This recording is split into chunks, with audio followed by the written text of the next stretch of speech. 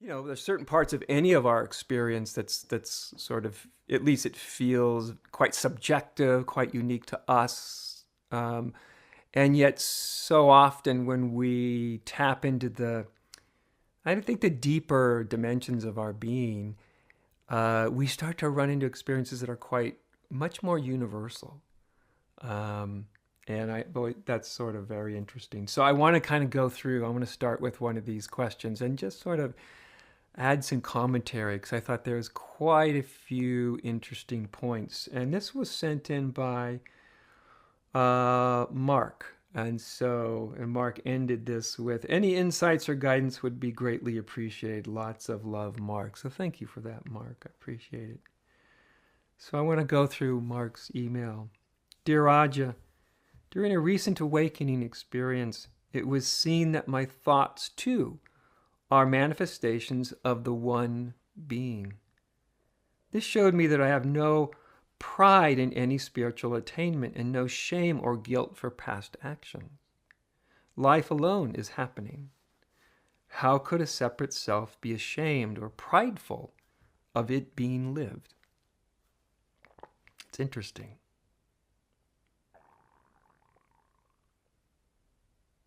That everything at the most fundamental level, when we bump into that fundamental level, we do experience that wow, everything is arising from this fundamental level of being, right?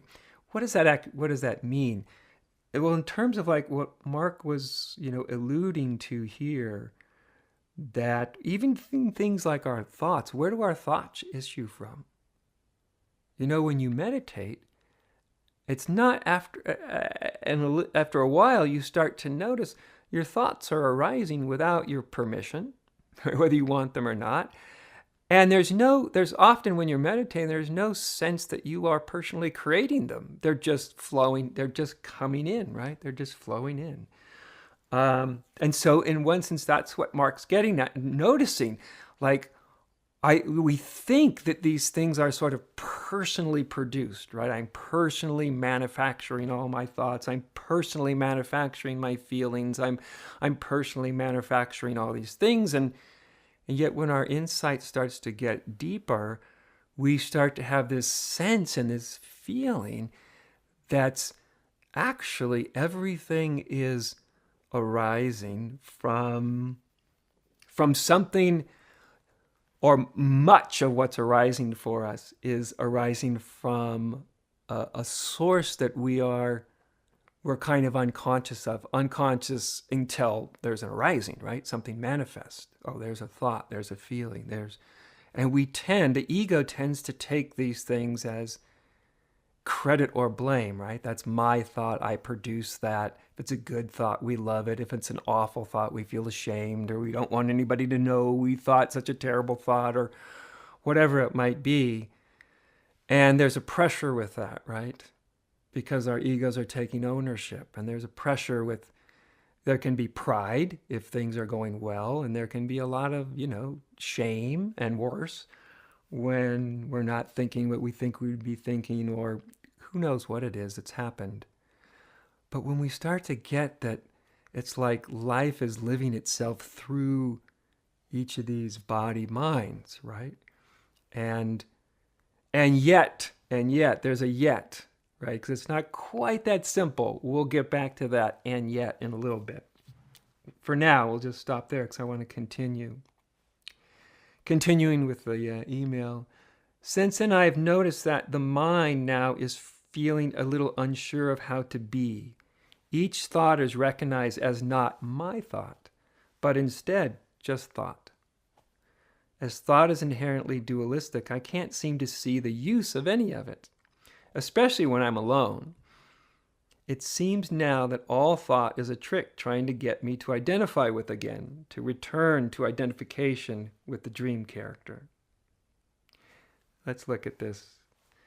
It'll progress beyond this, but I just want to take this paragraph too. And there's some things, I like this because Mark is articulating certain insights, and also articulating the the fact that whether we know we're doing it or not, whether we want to do it or not, we are almost instantly interpreting our experience, right? The mind interprets every experience we have almost. And I like how he starts. Since then, I've noticed the mind is now feeling a little unsure of how to be. You know, a mind that was convinced that it was a mind. Now I'm saying in a kind of personal sense. Let's call it the me mind, right? When the me mind was kind of convinced at some level that it was, taking praise or blame for whatever happened, and to recognize that there's a different order of reality where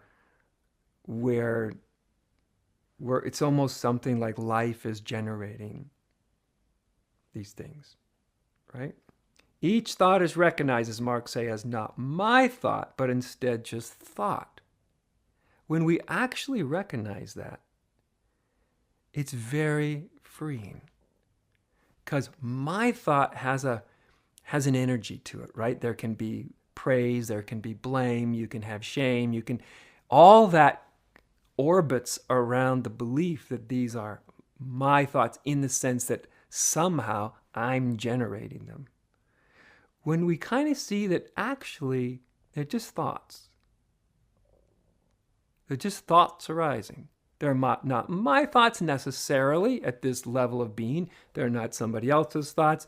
They're just thoughts arising and in this body-mind, right? And if they're not mine, right, with that identification, they have so much less charge because they're just thoughts. Like, oh, that's a nice, pleasant thought. Oh, that's a quite dark thought. And most thoughts are, something quite in between.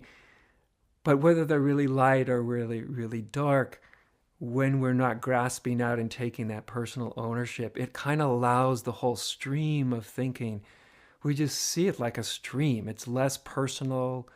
It's less self-defining, right? Because we tend to self-define through the quality and the types of our thinking.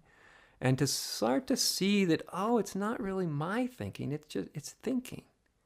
Of course, all these insights can be taken to an extreme where they start to turn in their own delusions. We'll talk about that in a moment. But for just this moment, this is a really nice insight. And it's worth exploring, like when you meditate, changing the relationship between my thoughts to it's just thought. It's just thought. It doesn't, the thought isn't aggrandizing you. If it's a scary thought, it's not diminishing you because it's just thought. Most of you're not even consciously attempting to create in any way, right? It's just happening. And this is something that meditation shows us. At first, it can be a little disorienting to see how much thought and feeling actually just happens.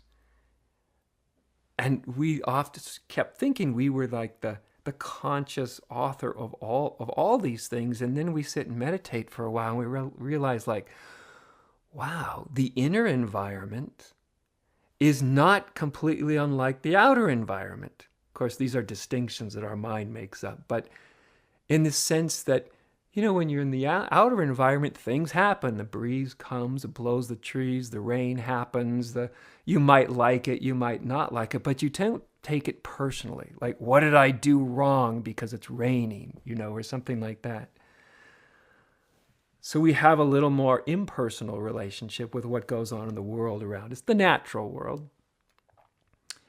If we could take that sort of insight to our inner terrain, which is also the natural world, actually, that same sort of feeling, like nature. Oh, your body-mind is as much nature as anything else out there that's nature. A tree, a plant, a deer, a bird, those are all nature. Your body-mind's nature as well.